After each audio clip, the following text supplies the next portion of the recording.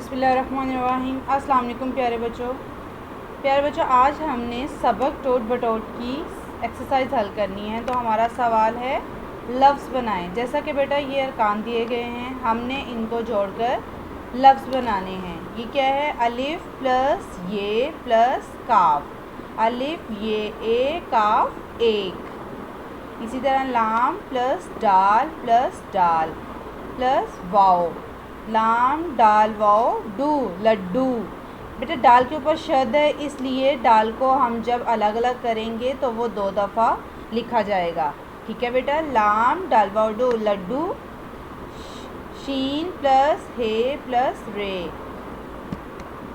शीन है शहरे शहर। हे प्लस चे हिच प्लस काफ प्लस छोटी ये हिचकी। अब इसको लिखना स्टार्ट करते हैं। जी तो स्टूडेंट्स सबने लिख लिया है। ये क्या है? एक, लड्डू, शहर और हिचकी। सवाल नंबर 2 है जी, आप भी नज़म बनाएं। नीचे दिए हुए अल्फाज देखें, इनको नज़म में लिखें। ये अल्फाज दिए गए हैं और ये नज़म है, हमने अल्फाज को नज़म में पुट करना है।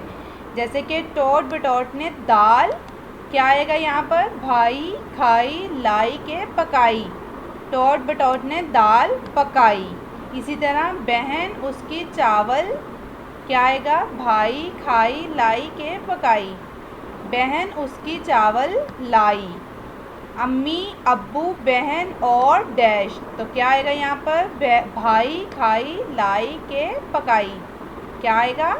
भाई। अम्मी अब्बू बहन और भाई, सब ने मिलकर खुशी से खाई। तो हमारी क्या ये नज़म तैयार हो गई है। अब हम इनको लिखना स्टार्ट करते हैं। जी तो प्यारे बच्चों, सब बच्चों ने लिख लिया है।